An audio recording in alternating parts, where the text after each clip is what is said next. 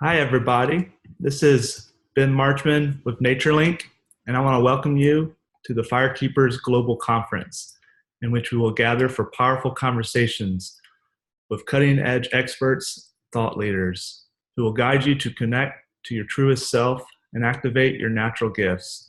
This event is designed to reinstate the importance of carrying our soul-directed vision back into our communities so that ourselves and our communities will flourish.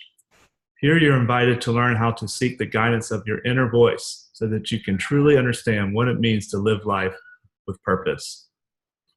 We're here today with L.R. Heartsong, who mostly will just go by River today. River is a healer, an award-winning author, and catalyst for transformation. For more than 25 years in a variety of modalities, integrative bodywork, somatic psychotherapy, and trauma resolution, soul-based coaching, healing cuisine, shamanic work, energy and plant medicine, as well as men's groups, workshops, and sacred ceremonies.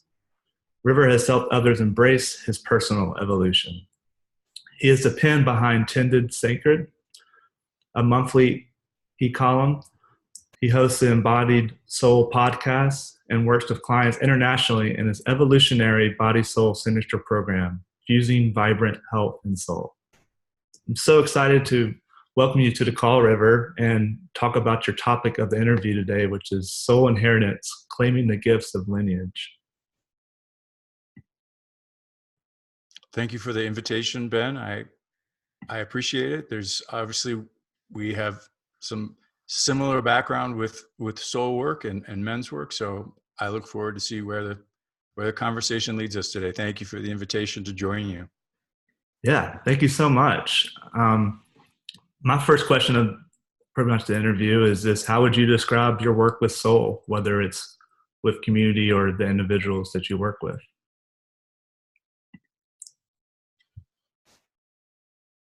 That's actually a really big question, but a good place to start. Life is evolution, particularly if we're saying yes to that. But my work with soul used to be much more along the lines of, maybe I'll take a brief little side note. I've been a healer, and that's kind of a sticky word. It's a word I've wrestled with for a long time, because it's always been clear to me the healing doesn't come from me. It's coming from something much larger and or the person's body, that deep wisdom itself there. But I've been a healer in one mode or another: therapist, trauma work, body worker, intuitive, this, that, for 25 years. And the last 10, roughly, I've been more focused on soul. So I didn't start out working with soul. It was more focused on healing. But years ago, was an apprentice guide for Animas Valley Institute, which I think you're familiar with. You do similar type of work with your NatureLink. And then when my first book came out, The Bones and Breath, A Man's Guide to Eros, the Sacred Masculine, and the Wild Soul, that opened the door for me to start doing individual soul coaching rather than what Animas was doing, which is group sort of nature soul encounter, which is hugely valuable, amazing work, particularly when you have really skilled facilitators and a beautiful place that's magic is happening there. It's a really still a very valuable approach, I think. But my work became much more individual. And then kind of in a very mysterious soul, I want to say I had a soul crisis, but a soul-induced health crisis, actually. I got toppled into a real underworld journey. My own health collapsed. That was incredibly humbling for someone who called themselves a healer for 20 years. And that really led me down a different path. And what I would say now is that actually where that led me was realizing that as essential as soul work is, I had long been in the camp that my health was sort of over there on the side. Like health and soul are separate.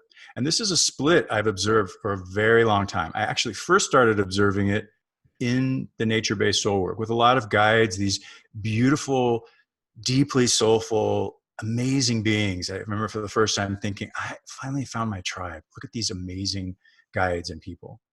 And yet, even within that very soulful crowd, I, having been a healer, a body worker, a long time educator on Ayurveda, and noticed that, a lot of these people actually they're profoundly unhealthy. It's like there's this split between soul and body. And actually, even within that work and apprenticing with Animus Guide, Animus Valley, my question was always, this is such rich work, but where is the body? Where is the body in all this? We're talking about soul and nature, and it's like the body is completely absent. And I, at the time, realized, oh, well, that's my piece to bring. That's mine as the body worker. Got it. Because we all have our own pieces that we, even when we're apprenticing to something, oh, what's mine to contribute here? What's mine? I learned this framework, and then here's my kind of unique element, sparkle, shine. So my focus really became upon embodiment. I would say the Bones and Breath book is largely about embodiment. It is about the sacred masculine, but really it's about deep embodiment. And so I guess picking up the thread of that question you asked is that I ended up through this mysterious health crisis being led further down this other path that for me was really about fusing vibrant health and soul. Because you can be doing your soul work. I really felt I was doing my soul work in the world. I have this beautiful book out. I'm doing soul-based coaching. But when your health collapses, everything stops. Like soulful or not, it's like if you don't have your health, you have nothing. And so I really began to look at this like, wow, okay, here I am face to face with this split that I've observed for a long time. And not just in the soul work crowd, I see it a lot with healers, people who have a lot of spiritual gifts. I'll just call them spiritual gifts. They can channel so-and-so, or they can move energy, or they're, clairvoyant, clairaudient, whatnot. And again, like profoundly unhealthy. Or conversely, people who we might know who are extremely physically healthy, and yet there's no spiritual soul connection. And so really finally ending up at this through my own very unexpected journey, going, okay, soul and health are not separate, really fusing.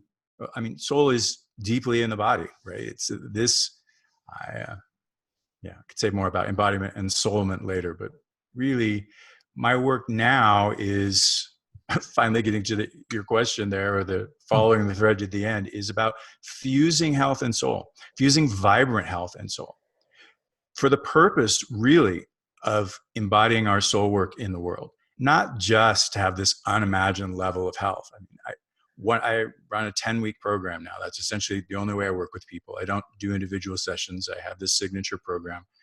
And what I teach people to do essentially is regenerate their body and brain and the biofield, but for the purpose of fully living your soul work into the world. Really from my own experience of, wow, if you don't have that, the soul work stops.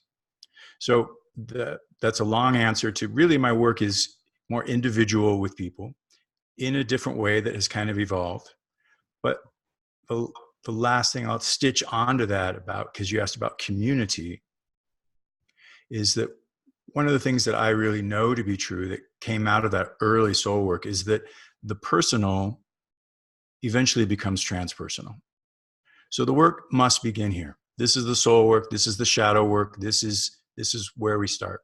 But ultimately, the deeper we go into that soul excavation or archaeology or embodiment, whatever we want to call that, we are bringing that then into the community. And the more we can engage in that community, whatever that is, human or other, as a really soulfully activated person, that has an entirely different effect. And there's many people out looking to make change, positive change in our community. And that is deeply valuable, of course. And my personal approach is we begin here, and then the personal becomes transpersonal. Long answer, but thank you for the question. Yeah. And the brilliant work behind pulling, for me, what resonates with me is the way you're pulling the body more into like the full picture, because soul can't be recreated with that. And that's what's just so wonderful, that, and and how you realize that with your past work. And just coming from a guide perspective myself, I'm in Vision Quest guide work. I see a lot of that happening as well. You're focused more on the soul, and you see so many of these other people in related fields that you almost forget about the body piece. Like they'll say like, oh, this is embodied work, but then like the body is taken out of the word embodiment, and like it's kind of like it's just the word's in there. Like I had a fellow guy the other day. He's like, where's how are you doing your he was talking to another guy. I just thought it was funny how he phrased it. He was saying like, you're just ementing, and which means like he was just taking out the embodiment piece. So he's just saying, you're just ementing. You need to be pulling in more of the body. So he was onto something there. I was like, that should be a better word. So I feel like a lot of us are ementing, I guess, that it could be a word. Like you're taking out the BODI part of the embodiment. But when you're looking at the health piece, which I am really curious about to expound on more too, how you bring in your the health piece from your own experience, and to me that's really something that we wouldn't really relate to soul, and like the way you have importance on that is really unique, I think.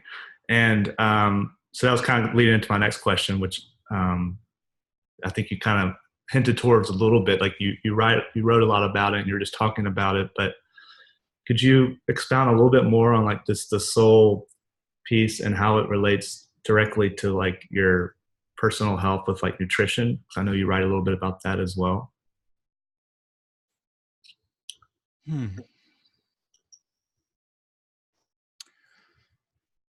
Well,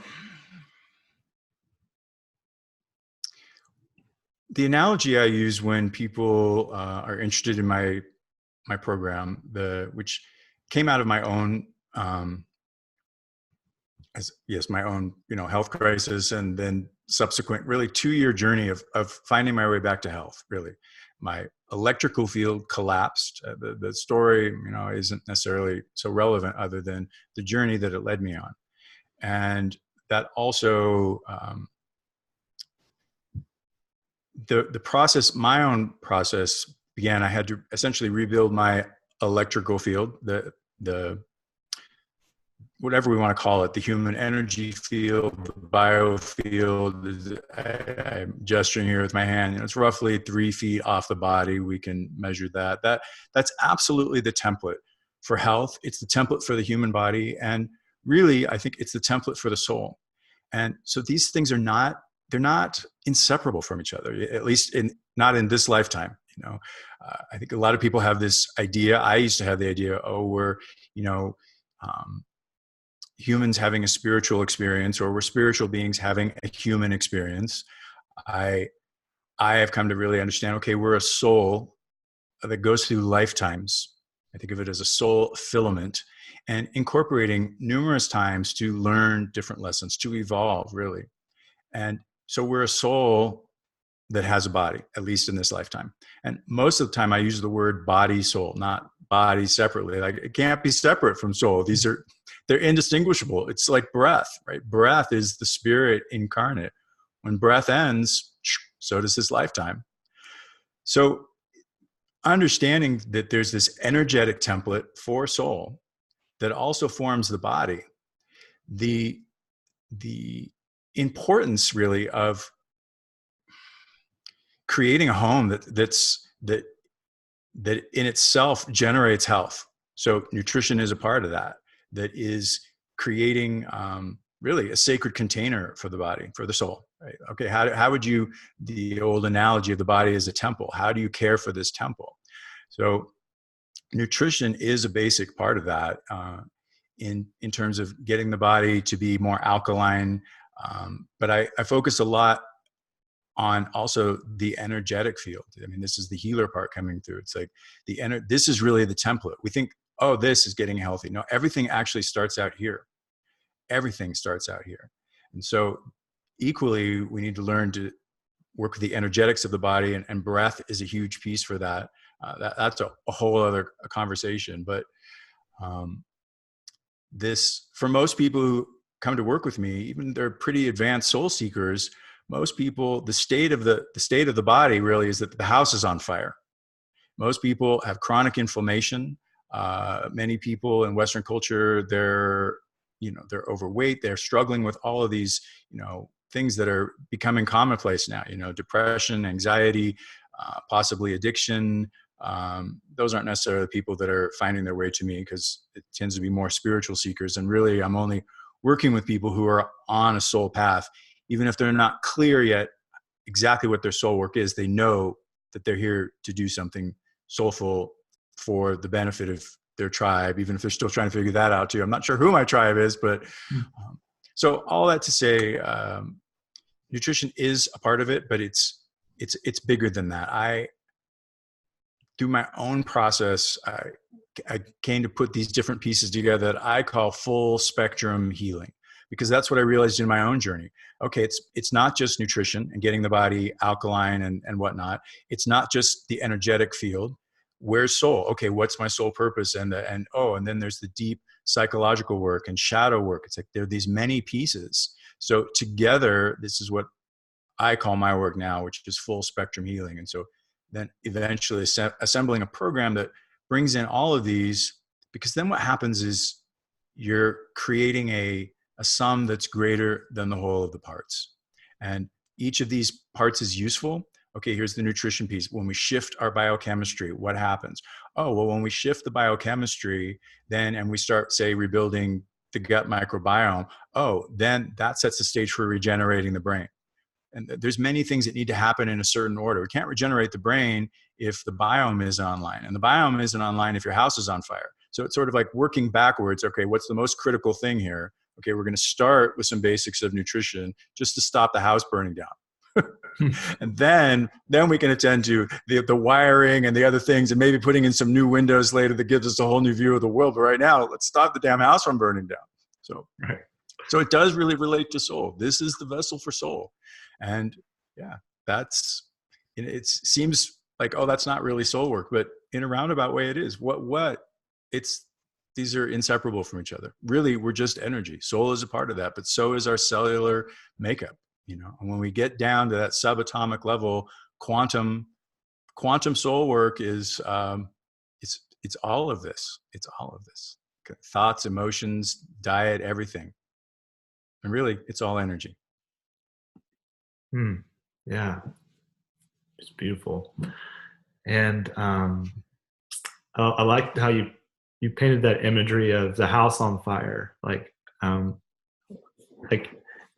as a listener too, and an interviewer. I could definitely relate to that. We need to be treating our bodies more as a temple and a house, and not just a vessel. It's all of that. And where the wholeness of the person is also, like you said, is some of the parts.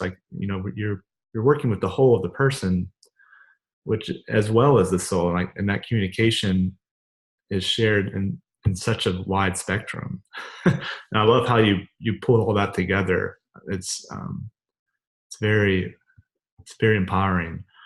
And since I guess we're on the topic of the soul, I wouldn't say initiation, because we haven't really used that word, but you mentioned soul inheritance, how you're inheriting that. Excuse me. There's a question, I think we were talking about kind of a little bit before our interview here. And as for our speakers who don't really know what that terminology means, could you expound a little bit on what soul inheritance means to you?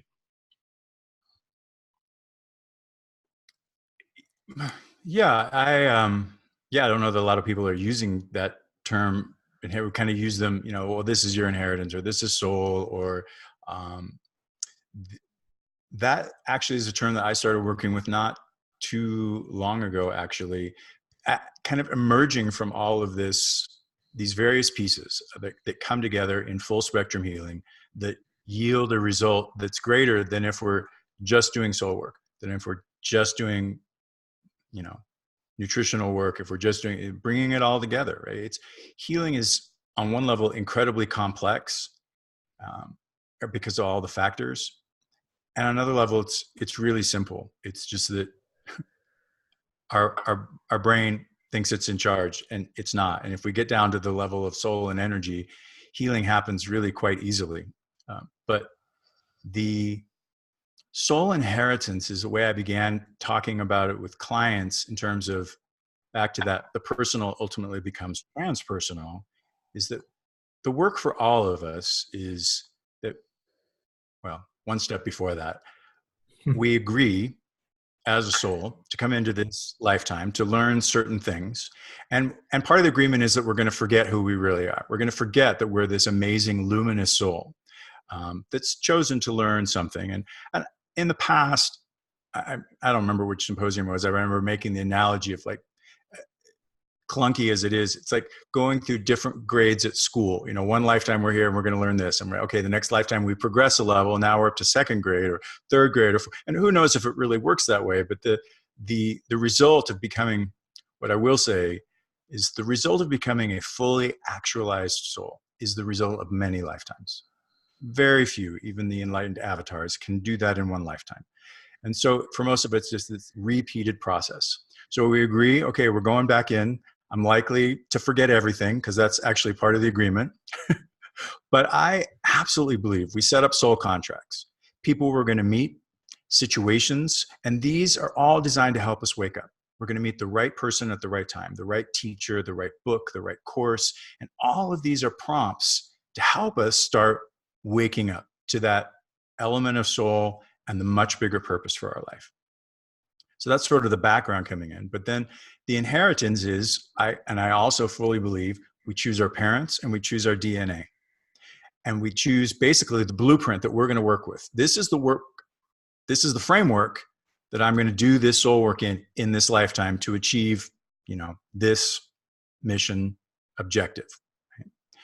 And so that's the inheritance on the first level. You come in and you've got this certain DNA, you've got your childhood, you've got your family of origin issues, the unique, I have begun calling them the gifts that are cleverly disguised as wounds. Are gifts that are cleverly disguised as wounds. Because for so many of us, you know, doing our work to wake up and like, these are my wounds, this is my core wounds, this is the terminology, you know, like, okay, well, addressing your core wound and wound, they are really gifts. Once we understand, there's a gift to all of them, the gift of the wound. But that's its own paradigm shift first you have to make. What's the gift of this? You know, back with the early soul work, you know, we used to tell people, you know, whatever this thing is that you want to shift, this behavior, this outlook, it will never shift until you also understand how it has served you, right? You can't just write it on a piece of paper and burn it up in a fire ceremony and poof, it's gone. No, how has it also served you? Now, it's probably outlived its usefulness. It's probably not serving you anymore. But until you do some of that little interior archaeology and look at this, okay. So discovering really that those so-called wounds are really gifts, or that there's a gift in them, held in them. This is that initial part of the inheritance. Okay, this is the blueprint I'm working with. And then the analogy that I've begun using now with people is that it's like we've inherited this grand old house, magnificent house, but it's in terrible shape. It's run down, you know, the roof on the back has caved in, you know, there's rats, the wiring, who knows what's in the basement, probably dead bodies, you know, the floors creak. I mean, there's just so much work. It's a mess for all of us. Even if you come from the very best of families, it's a mess. And that is the initial work, starting to just get clear, right? Like, okay, I'm going to get healthy, or I'm going to get soulful, or whatever that is, working with this, the gifts disguised as wounds, and it's work. It's absolutely work. Soul work is work. Getting healthy is work. A spiritual path is work. Definitely. You know, it's people saying, oh, it's so much work. Yeah, it is. It's what we're here to do. It does get easier, but it is still work. But this is the initial part of the inheritance, this rundown old house. And maybe it's a villa, could be a castle, it could be, some grand old craftsman, but it's really grand. It's just that it's in terrible shape. But there is a point that comes, I think, after doing some work, that there's a moment and you pause and you look around and you're like, wow, this place is still a mess, but look at this beautiful crown moldings, or, I bet under this ugly 60s shag carpet, these are English oak floors, or, there are beautiful windows here. You begin to see there's some good stuff to this house. There's good stuff. And that's just enough and maybe the metaphor of the translation with that is we begin to feel better. It's like we're making some progress. We're doing better in our relationships. They're more functional and fulfilling. Our body is healthier. We are, in a sense, stepping into our evolution. That's really what the work is, getting clear. That is the personal work in life, to get clear. Clearing the house, the body soul, this magnificent inheritance. And you continue with that. And there's infinite ways to do that. Soul work, healing work, psychotherapy, this incredible diversity of healing and modalities that exist now, really.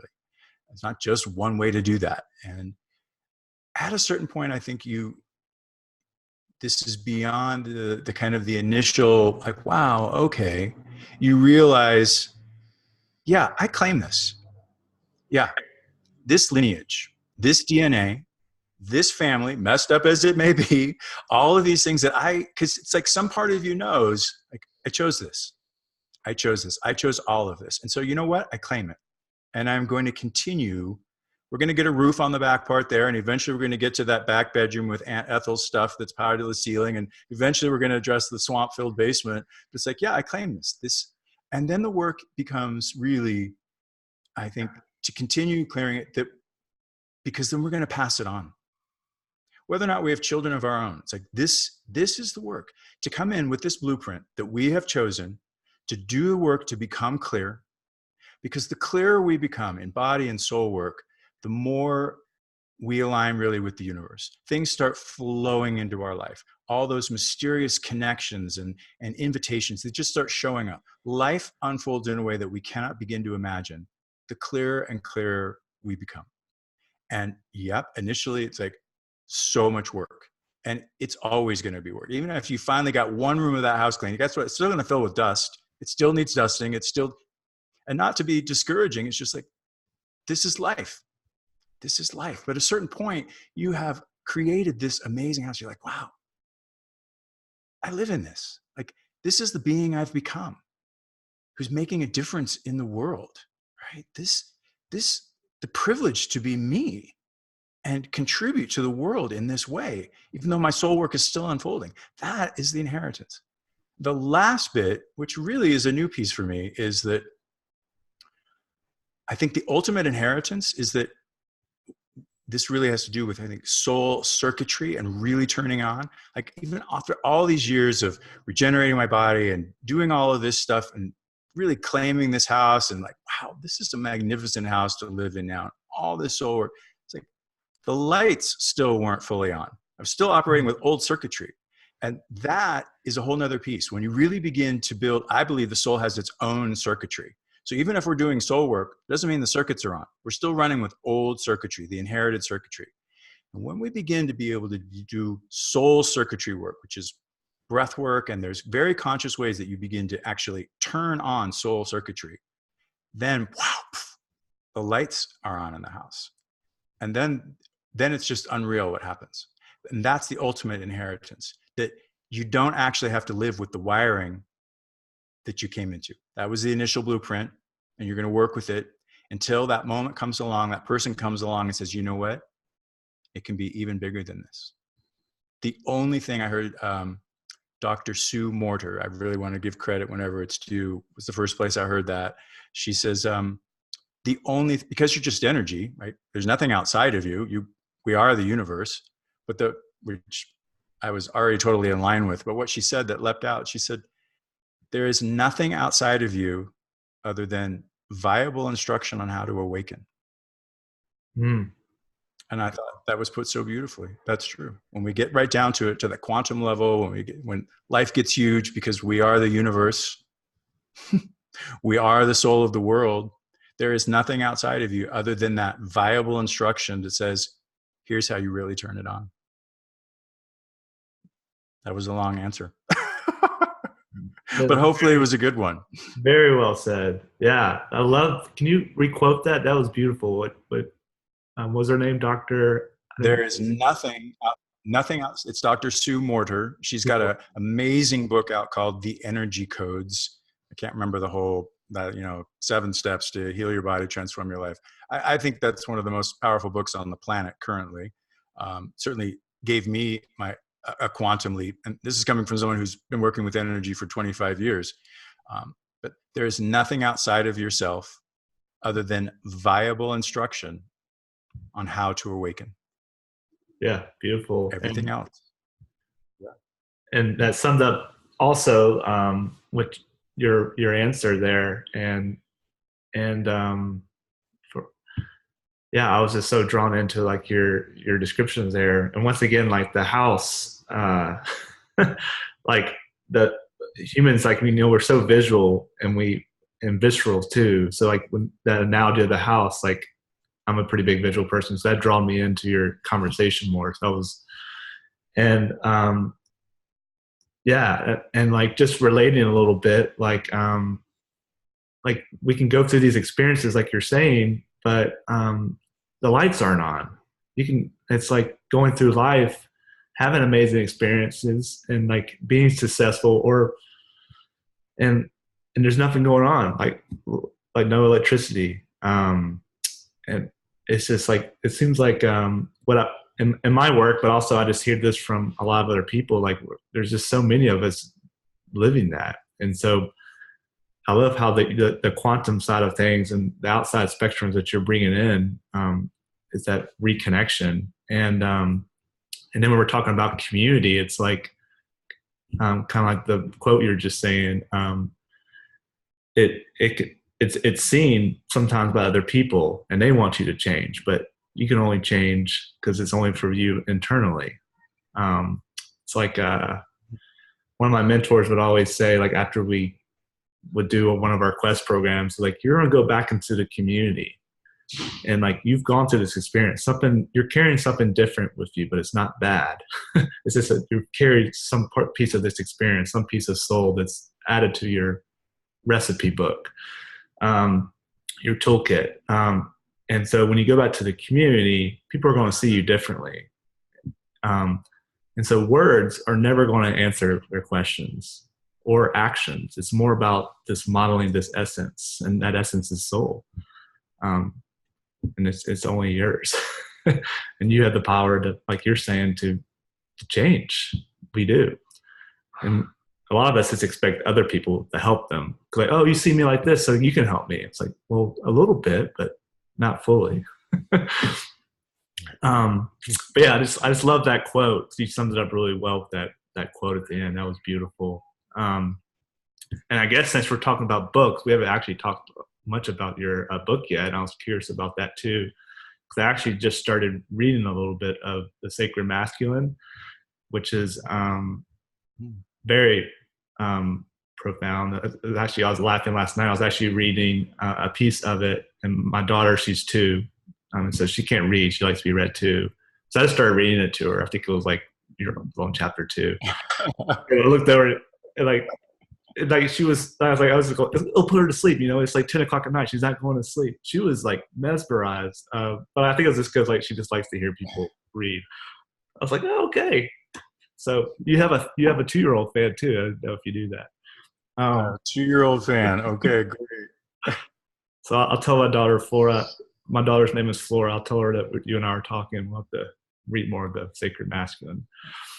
But you have an award-winning book on the Sacred Masculine, and you talk about archetypes a little bit here and there throughout the book. And so since we're talking about communities in this interview a little bit as well, how is that archetype of the Sacred Masculine reinvigorate communities? or like, I guess I can rephrase that. Like, how is it Oh, relevant to you? yeah, no, it's good.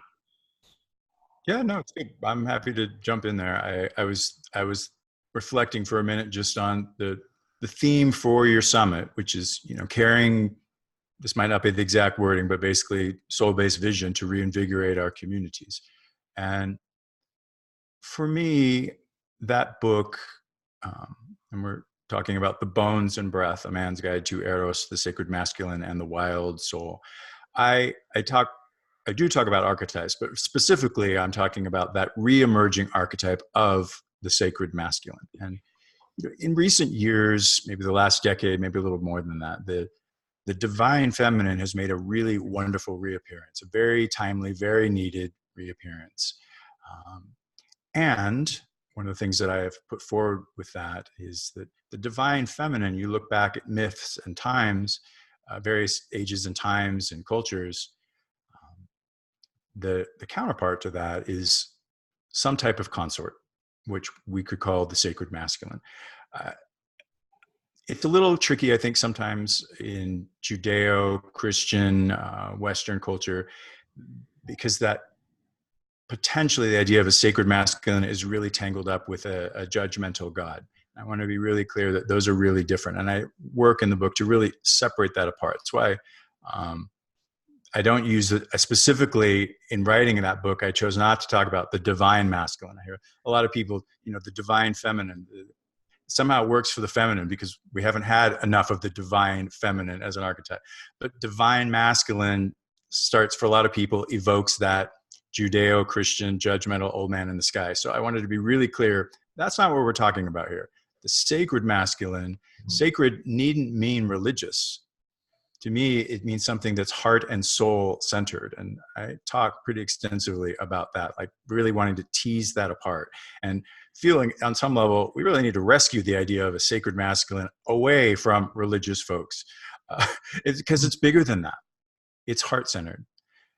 And so with an eye to your question, one of the things that I talk about, there are several key characteristics of what I consider the sacred masculine, at least a dozen. And I kind of narrow it down to 3 in particular are always present in any embodiment of the sacred masculine. And one of those is always the appropriate use of personal power. That's always an embodiment of the sacred masculine, the appropriate use of personal power. Another is that it's heart-centered, and I'm going to expound on that one in a second. And the third one, and again, there's like 12 overall, but these core 3, the understanding, the knowing that all things have a right to exist. Those are kind of the cradle of the top 3, I think, that really denote the sacred masculine.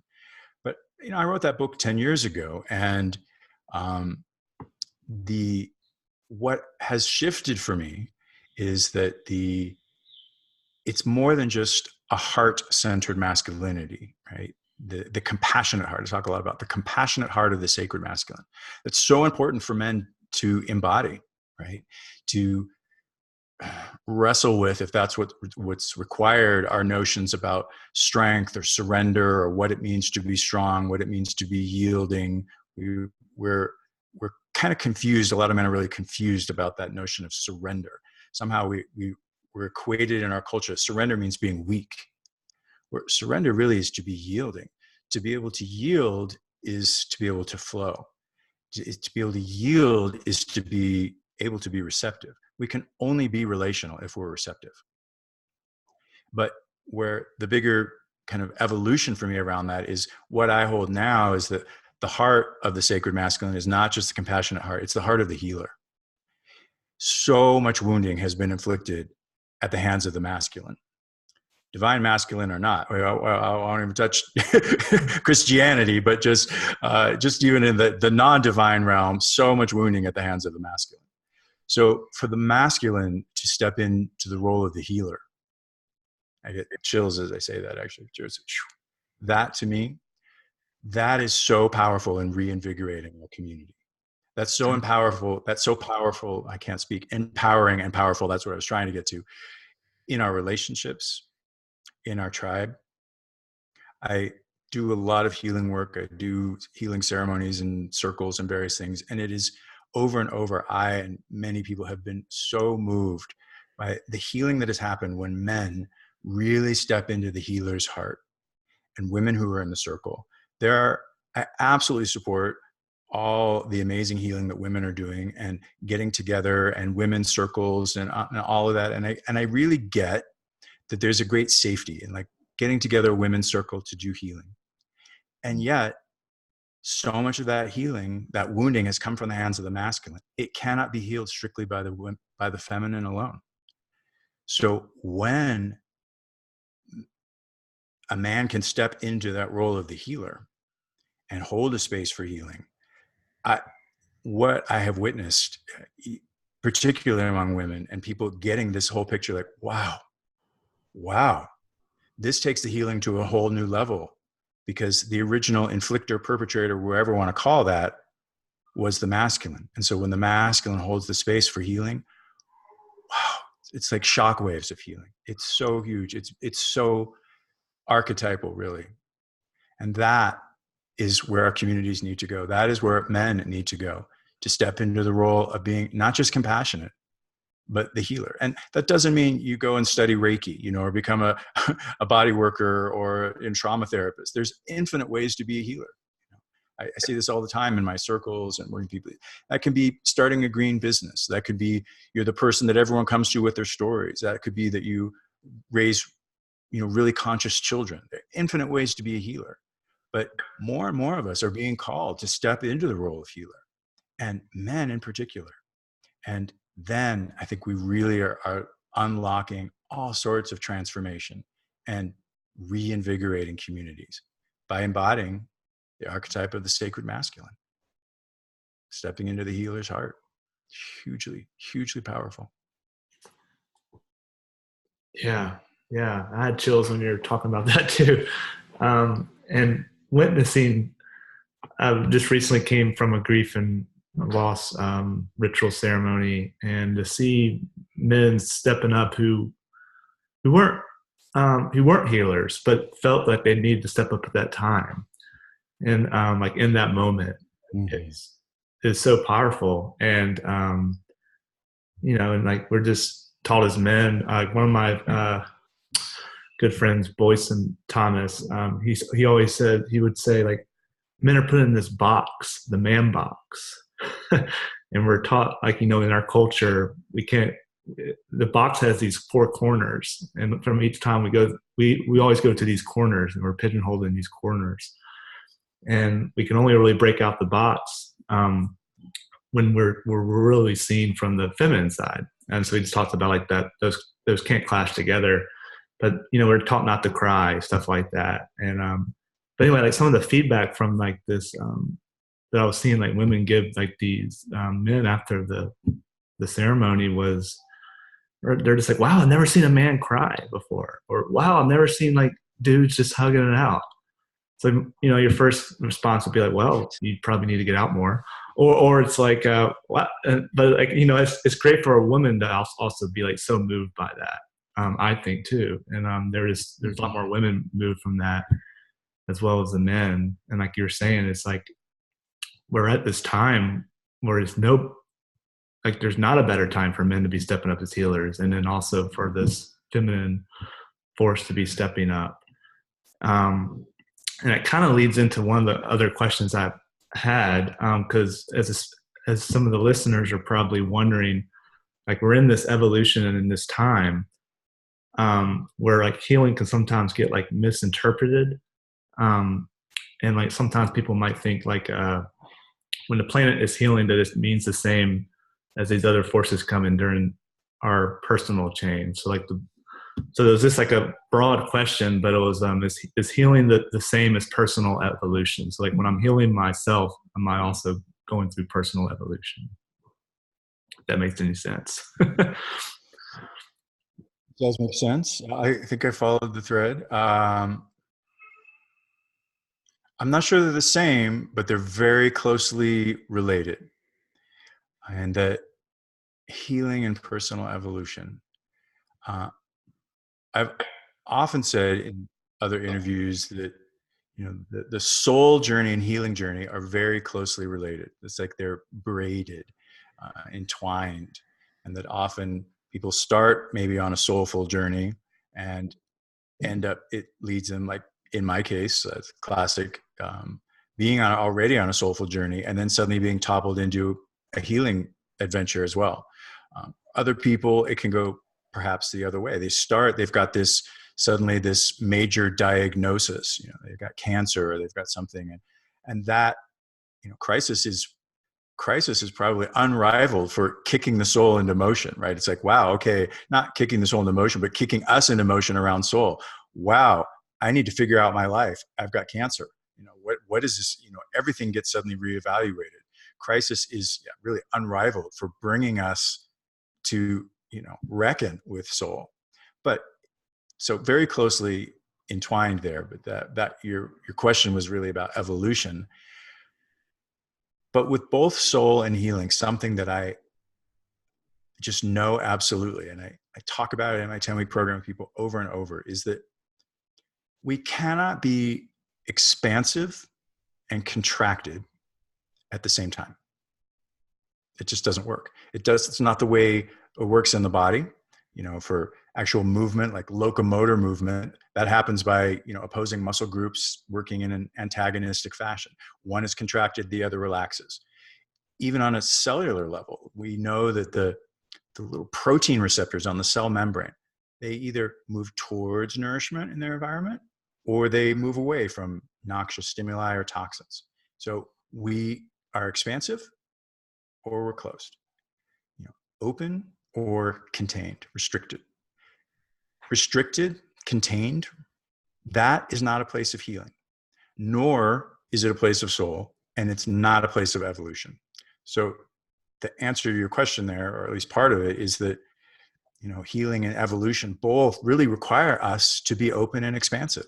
Healing does not happen when we get into this, I'm going to fight this, whether, again, using the cancer analogy. I mean, nobody says, oh, roll over and accept that diagnosis. But this notion of like, oh, I'm going to fight this, I'm going to beat this. That's a very different energy than saying, what is this here to teach me? What is this here to teach me? How can I enter into relationship with this? If not befriend it, okay? Everything that's showing up in our life is to teach us something.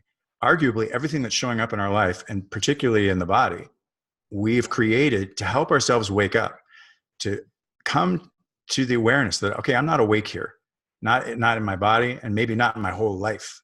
So I'm going to create this situation really with the hopes I'm going to wake up. But that doesn't necessarily mean that we're engaging it relationally. So to evolve consciously, who is this soul being?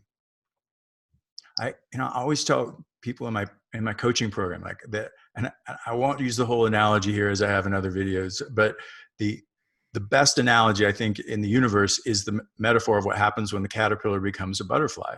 And it doesn't just grow wings. Within that chrysalis, it melts down. It dissolves into this sticky matrix goo, and these structures that were latent in it, that were dormant, actually, that its own body. Here I am giving the whole analogy anyways, even though I said I wasn't going to, but basically a whole new being emerges. It's not just the little caterpillar with wings. It's an entirely new creature. But when I work with clients, I'm like, that soulful, luminous, engaged, that already exists in you. That incredibly healthy, radical person who's here to bring change to the world already exists within you. It's who you already are. We just want to support it with these various little pieces here and these tools and techniques, and do this to support that natural emergence. But what you have to do is say yes, not no.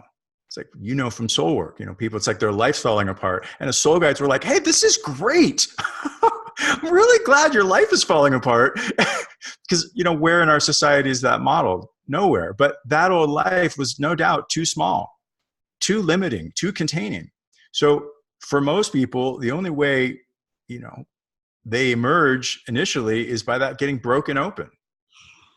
And being broken open doesn't necessarily feel good. It rarely feels good. And most of us resist the breaking. No, I'm going to hold on to this relationship, this job, this family, this. And sometimes it breaks anyways, because it's meant to. And only then we say later on the other side, like, wow, that was way too small. That was way too small. So learning to say yes, that to me, that's the same with healing and soul and personal evolution. Almost everybody's saying no. You look around the world, no, not right now, spirit. Not till I have this much money in the bank, not till the kids are out of school, not till I leave this relationship, not until it's no. No, I'm not going to be that luminous, that powerful, that sexual, that whatever. No. Healing happens, evolution happens, soul awakening happens when we switch to yes, really. How do we get to yes? That's really, that to me, that's the point of life. How do we get to yes? In these lower dimensional, third dimensional, lower, really, it's a binary equation. It's yes or no. It's very simple. Most people are no. How do we get to yes? How do we get to yes? That's the healing process. That's the evolution process. That's the soulful awakening process. I'm in no. I need to get to yes. Then when we get to yes, we're always asking, what is yes? But on an embodiment level, you know what yes is because you feel it, right? Back to embodiment, how we started this whole conversation a little bit, right? It's like embodiment, yes is expansive in the body. Yes is expansive in your field. You feel yes. Yes feels entirely different in your heart, in your soul, in your everything about you. Yes feels different than no. So you might not know the bigger story of it yet, but moving through life from a place of yes. And of course, there's going to be moments when you encounter something new and briefly you go, no, not sure about that. No. But then really it's like, okay, wait. All right, take a deep breath. My palms are sweating, but okay, I'm going to get back to yes. Because that is where we heal and evolve and emerge into that amazing luminous being that we've come here really to wake up to. Yeah, beautiful. And I liked your how you weaved into that question. That's a question I just see a lot of people asking too, actually, and it can be sometimes misinterpreted. So I like that answer a lot. And you summed up kind of the rest of that question really well. And we're actually at the top of the hour too, and we still have a couple of minutes though. And I was wondering if we feel like we've missed anything, let me know if you want to expound on anything that we kind of went off on, or if there's anything else you want to add, you're welcome to it.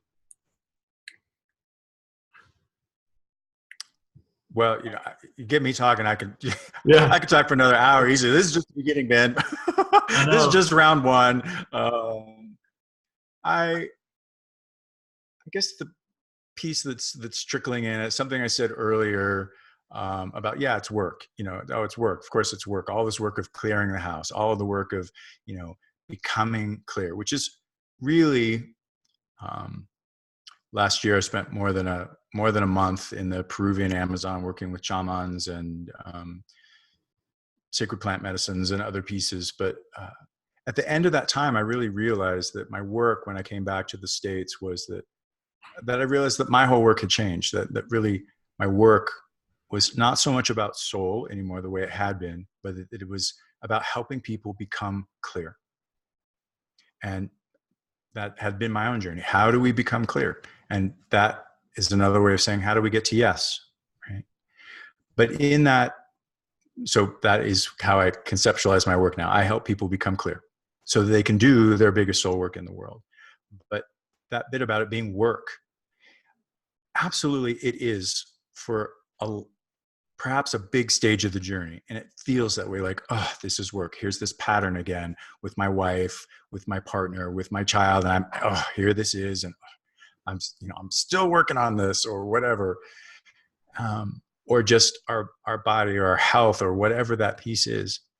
But I think it's important that somehow, and this probably doesn't come till later, but rather than somehow conceptualizing it as work, it's like removing that word from the equation. It's like, this is just life, rather than, okay, the spiritual path and can't speak, the spiritual or soulful path in practice is just, that's it. It's the daily path practice.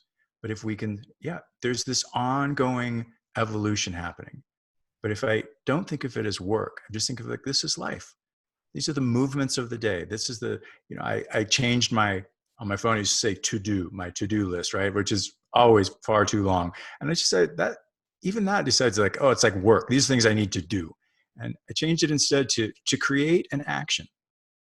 It's like shifting the very notion that this has to be work. It's like, this is what I'm here to do in life. Back to the do word. This is what I'm here to create an action. Okay, this next layer of myself. Okay, I want to actually not think of it as work. I want to think of it as this process of becoming, because it's never going to end.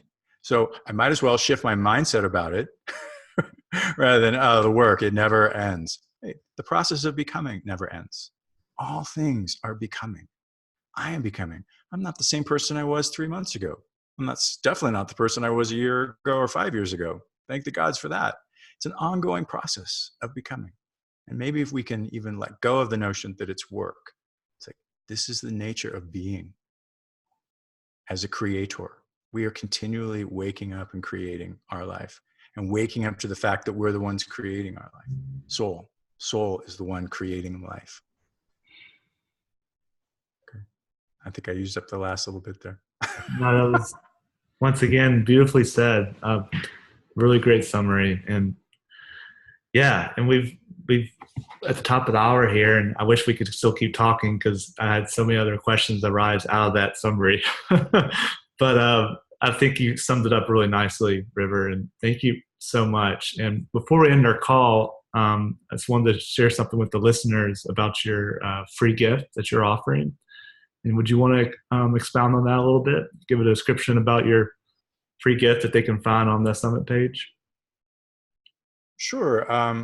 Once upon a time doing these, I used to, as a free gift, kind of just encourage people to go to my monthly column, which was TendingSacred, and to subscribe to that. And that was the free gift. But lately I've been offering a free webinar instead. And I'm not quite sure what it'll be on how Ben sets up the screen here, but usually it's somewhere kind of underneath the screen there. There'll be a link that will take you to it. But offering a free webinar. I'm recording a new one. It'll be a new version of kind of one I've done that's talking more about what I was referencing earlier, full spectrum healing, and a little bit about this, the way I put that together in a 10-week program to teach people to regenerate body and brain and biofield, really to embody their soul purpose. So it'll run about an hour. So if you click on the link, it'll take you to I have a couple websites, but it'll take you to the primary one where you can register. And then it seems somehow it works better if I do it as an instant replay rather than having a time where not everybody can join. So if you register, you'll be able to watch the instant replay if it's not live. So, Awesome. Thanks. Awesome. And that will be, when it's set up, it will be on the webpage, and that free gift URL will say evolutionarybodysoul.com and then /free webinar. And you will go through the full spectrum healing. And that was about to jump onto that webinar before our call. And so I'm really excited to be jumping on. I was telling River before our call, we had some internet outages, and it was kind of funny. I was actually just about to click on the webinar, and then our internet went out. So I'm glad we got to do our call in today. But thank you so much, River. And I'm so excited for the listeners to be pouring through your gates there and watching the webinar. And just thank you so much for talking with me today. And I just hope you have a great rest of your weekend and week. Thank you so much. I appreciate the invite, and it's a huge amount of work I've never put one together myself. I hopefully I never will.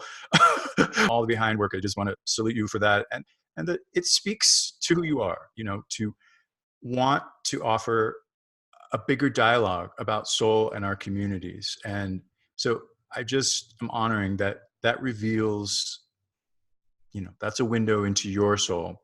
And looping back to the sacred masculine, you are creating healing in our larger community through this event. And so I want to acknowledge you as that healing embodiment of the sacred masculine, and allowing us to have this diverse dialogue, everybody that you're gathered together. So thank you, my friend.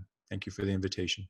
Yeah, thank you for letting me be the vessel to our listeners. That's definitely the goal of this. And thank you so much, and have a great evening. Take care. Likewise.